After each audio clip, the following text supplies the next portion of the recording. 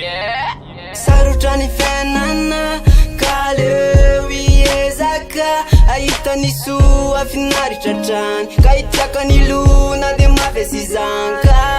ikarokatrany zay asoany hoany ezaky tady fa mavy ny fiainana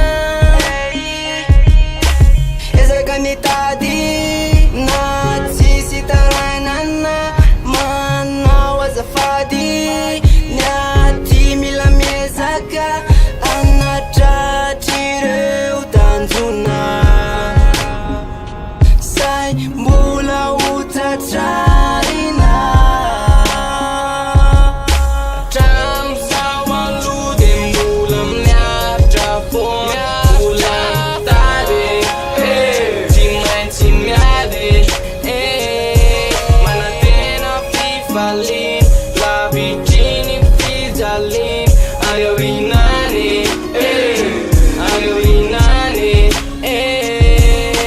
Bokela matin tsy mody raty soary nakamaza tsy maintsy tsy maharaka de tara ilaina favitiana feretana tsy mora tsy maintsy na de kivy very lavo tsisy vola na kely na lehibe tsy maintsy mila anazy raha tsy misy anio e latsy afaka manalazy tsy maintsy alambebe raha fizio tsy tonga ho azy mieritreritry ty fiainana laza tsy matory ny sasany natao anana fa zay kosa de ory rezay nahazo seza ambony ray atao tsy mijery mpanana mibaiko tsy mijery latsy mana matsiry foana ny loka neny la kosa de ana samy maka hoazy tsy mijery timba namana tsy maintsy miady rery tsy ety hatraminy avana zay re fiainany efa iara malana zay ny natao isaka etrehana fanjara tramizao aloha de mbola miatra fona mbola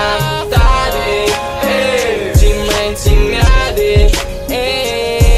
manatena fifaliny lavitriny fijaliny ayo inany kasano lazakio raha fahorina samy manana nianantenakio ianao iezaka ka tsy andripaikio amin'ny fiainana fa ezaka hatrany hatrany zao sianao tramizao aloha de mbola miatra fona mbola mitady tsy maintsy miady manatena fifaliny lavitriny fijaliny ayo inany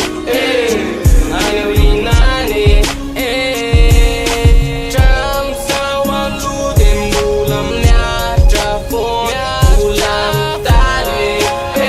tsy maintsy miady manatena fifaliny lavitriny fijaliny ayo inany